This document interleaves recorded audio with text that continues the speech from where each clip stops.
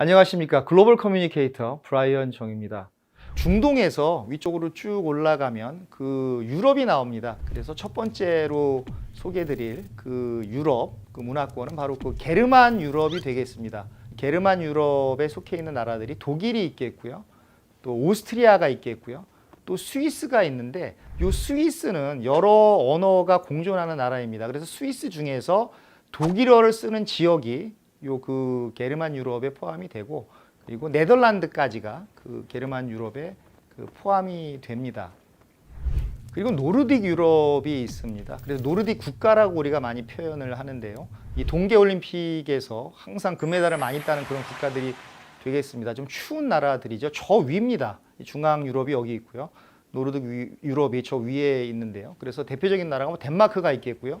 노르웨이가 있겠고, 스웨덴이 있겠고, 그 핀란드가 있습니다. 그래서 이 4개국을 우리가 이제 노르딕 그 문화권, 노르딕 국가들이라고 얘기를 하는데, 참 재미있는 것이 우리가 스칸디나비아 국가라는 말도 씁니다. 근데 이 스칸디나비아 국가는 노르웨이, 덴마크, 스웨덴이 포함이 되고, 그 핀란드는 포함이 되지 않습니다. 핀란드는 그 동방에서 온 민족, 핀족이 세운 나라입니다. 그래서 노르딕 국가, 노르딕 유럽이라고 할 때는 그 핀란드가 포함이 되고요.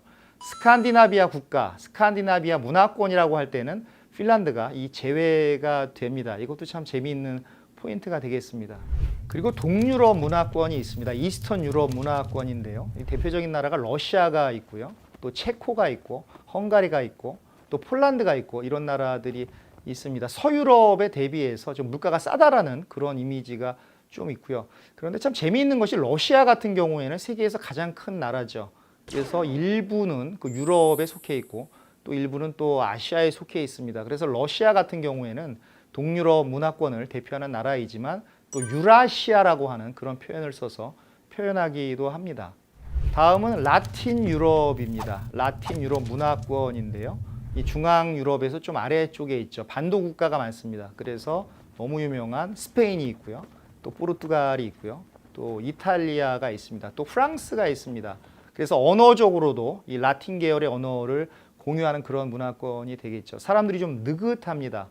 그래서 어떻게 보면 우리 한국 사람들이 이렇게 머릿속에 어떤 유럽에 대한 이미지, 이런 것들을 이 라틴 유럽 국가들을 통해서 많이 가지고 있는 것 같은데요.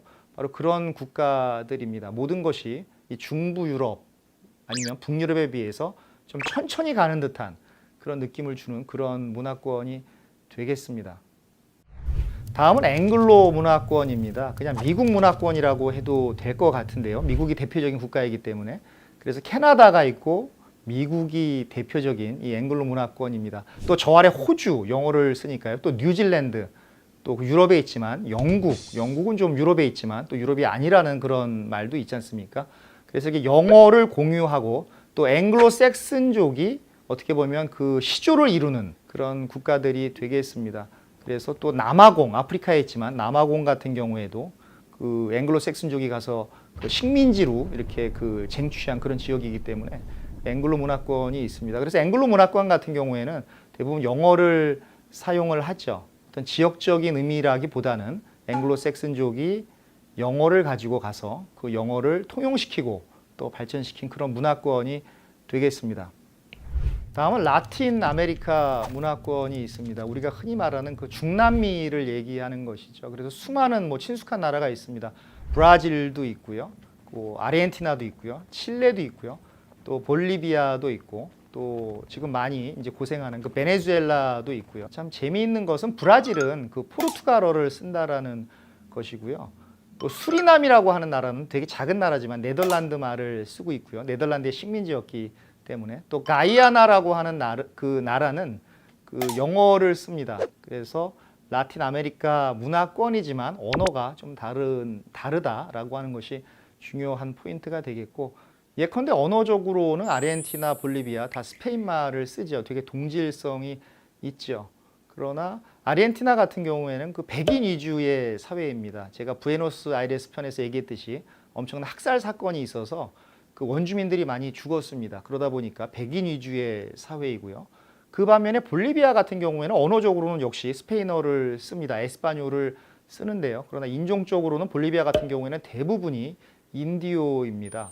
라틴 아메리카 문화권이야말로 동질성과 이질성이 혼재하는 그런 문화권이 되겠습니다. 마지막으로 아프리카 문화권이 있습니다. 이 아프리카 대륙이 참 거대한 대륙이죠. 그래서 제가 학생들한테 질문을 합니다.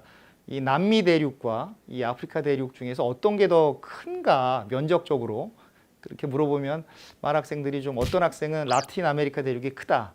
어떤 학생은 아프리카 대륙이 더 크다. 이렇게 뭐 의견이 좀 나뉘는데요. 아프리카 대륙이 라틴 아메리카 대륙보다 훨씬 큽니다. 그리고 나라도 훨씬 많이 있죠.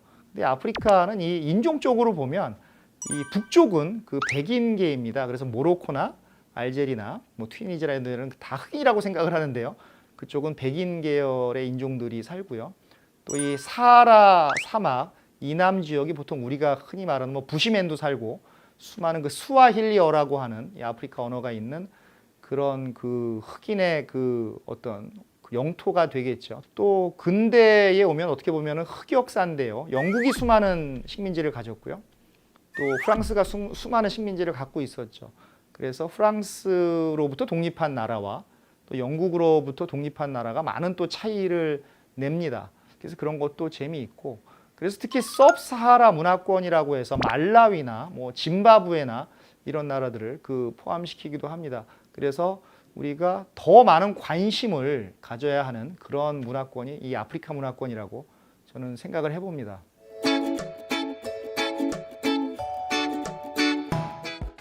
우리가 수많은 나라를 여행하면서도 우리가 여행하는 나라가 어떤 문화권에 있는지 잘 모르는 경우가 있습니다. 그래서 내가 여행하는 장소가, 나라가 어떤 문화권에 있는지 알고 가는 것이 여행을 하시는데 도움이 될 것 같아서 오늘 말씀을 드렸습니다.